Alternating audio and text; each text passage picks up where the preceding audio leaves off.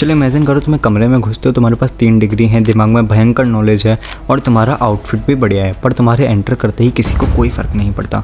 Room में आवाज़ें आती रहती हैं, फिर 5 मिनट बाद ही एक और लड़का घुसता है, उसकी डिग्री का किसी को नहीं पता, पर उसके हेलो बोलते ही पूरे रूम की गर्दनें घूम जाती हैं। लोग उसके बाद ध्यान से सुन रहे हैं और एंड तक वो अपनी अलग पहचान बनाकर निकल जाता है। तुम्हें लगता है कि उसकी शक्ल का कमाल है या फिर उसके पैसों का? नहीं, इसको कहते हैं the aura of communication. Many of the MBA students who take the strategic communication classes here that I and others teach. A conversation is an adventure. A conversation gives you a whole new perspective. A conversation opens a door. कम बोलना है, ज़्यादा बोलना है, नहीं बोलना है, तेज बोलना है, धीरे बोलना है, गुस्सा करना है। आजकल इंटरनेट पर हर दूसरा बंदा हाई इनकम स्किल्स या फिर कोडिंग सीख रहा है, पर रियल लाइफ में किसी स्ट्रेंजर से आँख मिलाकर बात करने में भी उसके पसीने छूट जाते हैं। आज मैं तुम्हें कोई बी कॉन्फिडेंट एंड स्माइल वाला बचकाना ज्ञान देने नहीं आया हूँ। आज हम उस साइकोलॉजी को डिकोड करेंगे जो एक एवरेज पर्सन को एक मैग्नेटिक पर्सनैलिटी में बदल देती है। पर रुको मेरे भाई, मैं जानता हूँ कि इस वीडियो को एंड तक मुश्किल से 1% लोग देखेंगे, क्योंकि हमारा दिमाग ना वो 30 सेकंड की रील्स को देखकर इतना सड़ चुका है कि हमें हर एक चीज़ में चीप डोपामिन चाहिए। हमें कम्युनिकेशन स्किल्स को बेटर करने के लिए ज्ञान नहीं चाहिए, हमें चाहिए सिर्फ किसी लड़की को इम्प्रेस करने वाली 2 लाइन्स। तो अगर तुम उन 99% लोगों में से हो जिन्हें डीप नॉलेज हजम नहीं होती, तो अभी इस वीडियो को स्किप कर दो, क्योंकि ये वीडियो तुम्हारे लिए नहीं है।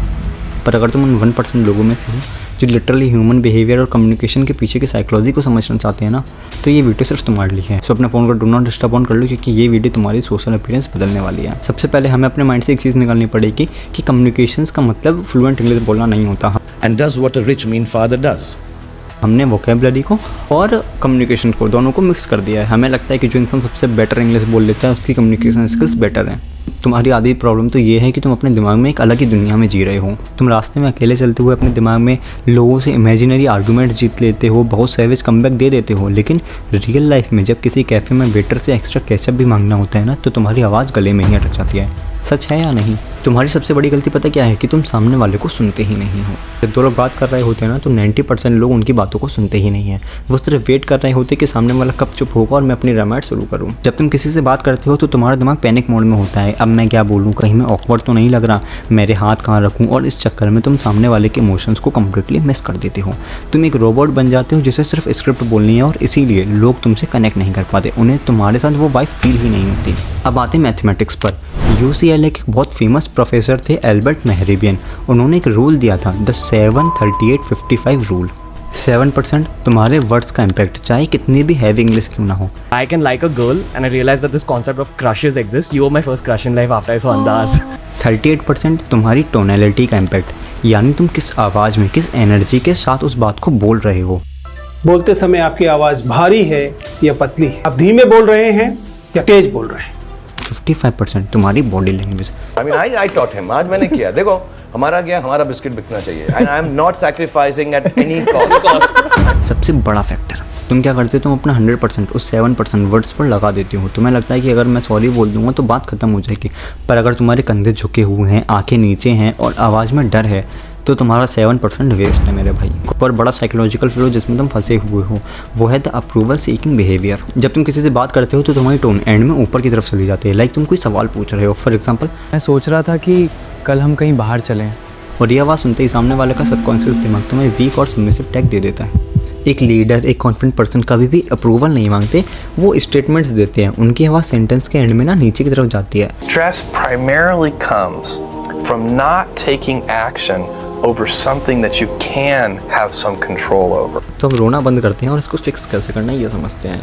मैं तुम्हें 3 स्टेप प्रैक्टिकल ब्लूप्रिंट दे रहा हूँ और इसको कल से ही फॉलो करना, या फिर आज से ही कर लो। First step, master the art of the pause. Nervous लोग ना लगातार बोलते हैं क्योंकि उन्हें शांति से डर लगता है। जब कोई तुमसे सवाल पूछे तो इंस्टेंटली रिप्लाई मत करो। 2 सेकंड का पॉज लो, उनकी आंखों में देखो, गहरी सांस लो, फिर रिप्लाई करो। ये 2 सेकंड का पॉज ही ना सामने वाले को रियलाइज़ करवाता है कि तुम्हारी बातों में वजन है। साइलेंस ना वीकनेस नहीं है, साइलेंस सबसे बड़ा वेपन है। Second step, the tactical mirroring. अगर किसी अनजान इंसान से कनेक्ट करना है तो ये FBI की नेगोशिएशन ट्रिक्स का यूज़ करो, इसे मिररिंग कहते हैं। फॉर एग्जाम्पल, सामने वाला कहता है आज का दिन बहुत एग्जॉस्टिंग था, बॉस ने बहुत दिमाग ख़राब किया। तुम्हें अपना ज्ञान नहीं सुनना है, तुम्हें बस कहना है बॉस ने दिमाग ख़राब किया, बस। अब वो इंसान तुम्हें अपनी पूरी कहानी सुनाएगा और उससे लगेगा कि तुम दुनिया के सबसे बेस्ट लिसनर हो। People love talking about themselves, और उन्हें वो मौका दो। And the third step is fix your visual psychology. बात करते वक्त अपने हाथों को पॉकेट में मत डालो या क्रॉस करके मत खड़े हो, ये डिफेंसिव पोज है। अपने हाथों का यूज़ करो, ओपन बॉडी लैंग्वेज रखो और सबसे इंपॉर्टेंट आई कॉन्टैक्ट। क्रीप की तरह घूरना नहीं है, पर जब सामने वाला बात कर रहा है तो उसकी आंखों में देखो। इसे साइकोलॉजी में द ट्रायंगल टेक्निक कहते हैं। पहले एक आंख देखो, फिर दूसरी आंख और फिर लिप्स या नोज़ वाले एरिया पर देखो। इससे सामने वाले को लगता है कि तुम 100% उस जगह प्रेजेंट हो। बट या अगर सामने लड़की हो तो ज़्यादा देर तक लिप्स मत देखना, वरना थप्पड़ खा के आ जाओगे मेरे भाई। कम्युनिकेशन स्किल्स ना कोई सब्जेक्ट नहीं जिसको तुम रट्टा मार लोगे, ये तुम्हारे दिमाग का आईना है। अगर तुम अंदर से इनसिक्योर हो तो तुम्हारी बॉडी लैंग्वेज और तुम्हारी आवाज़ लोगों को चीख चीख कर बता देगी कि तुम कमज़ोर हो।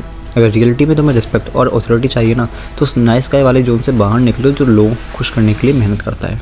एक बाउंड्री बनाना सीखो। अगर तुम खुद की रिस्पेक्ट करोगे ना, तो तुम्हारी आवाज़ में एक भारीपन आएगा जो लोगों को तुम्हारी बात सुनने पर मजबूर कर देगा। रास्ता तो मैंने दिखा दिया है, पर इम्प्लीमेंट करना सिर्फ तुम्हारे हाथों में है। एक्शन लेना है या फिर कल आकर किसी यूट्यूबर की मोटिवेशन वीडियो का ज्ञान लेकर सो जाना है, फैसला सिर्फ तुम्हारे हाथों में है।